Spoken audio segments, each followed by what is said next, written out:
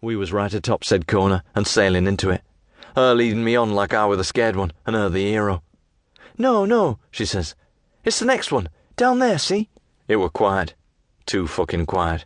All them back gardens just a fence width away. You'd think there'd be some noise. But no, not even the tweet of a thrush or the yap of a Jack Russell. You could see the corner she were referring to up yonder, about 20 yard off. Between that and here, the alley were all spilt dustbins, burst bin bags, and rotten old wooden gates, some of them hanging open.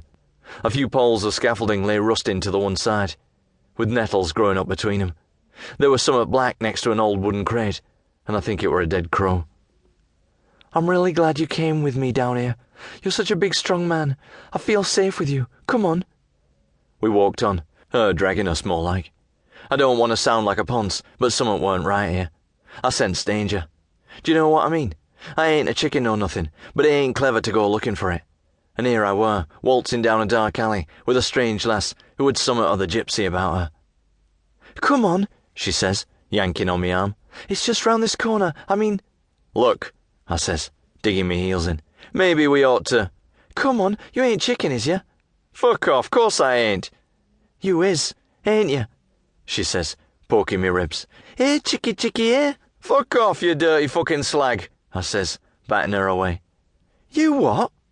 "You heard." "You calling us a slag?" "Too right I fucking is, picking up strange fellas on street corners and leading them down back alleys for a shag.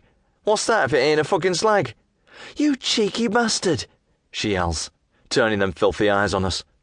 They was burning now, pure raging at us, and I do love that in a woman. Suddenly, I weren't so irate at her calling us a chicken. Quite the opposite.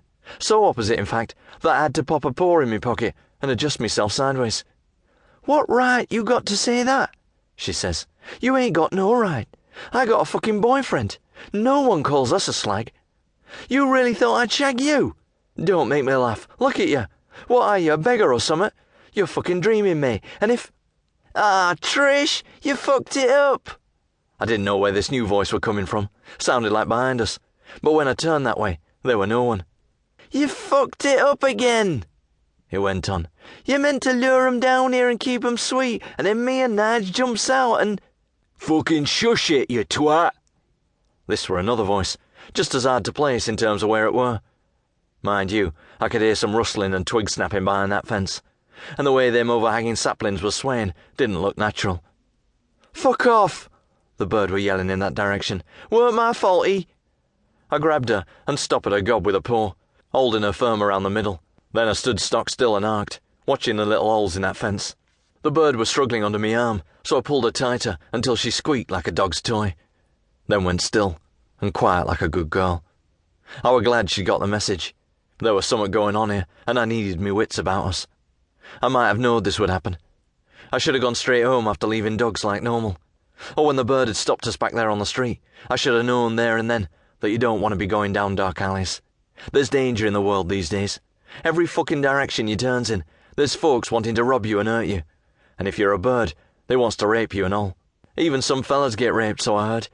Mind you, my own arse is a one-way street. A doctor tried showing me different once, and I elbowed him out cold. Dirty fucking bastard. But I should have told this bird here about the dangers. Me ticker were going fast, and I could feel myself getting ready to turn and peg it like Billy O. I weren't meant to be down here, were I? So I didn't really have to stand and fight like I normally would. I'd been tricked down here, you see, by this lass here, so she could look after her own ass. The selfish fucking slag. Just about then, I felt her lashes fluttering next to me face, like two black butterflies caught on flypaper. Her soft lips struggled against the palm of me paw, crushed there like two warm slugs. My other arm were clamped around her chest, and I could feel her fragile ribcage trembling under the twin pillows of her tits, which felt a lot bigger than you'd think 'em to look at. A girl like that, she needed looking after. I picked her up and walked on down the path, the bag of victuals hanging off me arm and swinging to and fro, knocking on me legs. It takes more than one spilt egg to make a chicken, though, and two of them's worth one in the bush, long as you don't count 'em.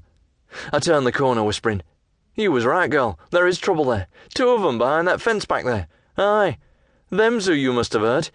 Tell you what, we'll get you to your bike and you can fuck off out of it, nice and safe. And, soz about calling you a slaggy. No hard feelings."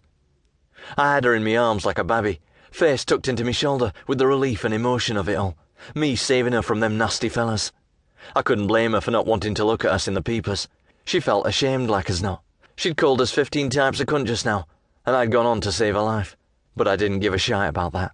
Long as she showed her gratitude when I got her to a safe and private place, I were all right. I stopped at a little crossroads. To the left, you had the alley leading towards Higgis Wharf, and the other way...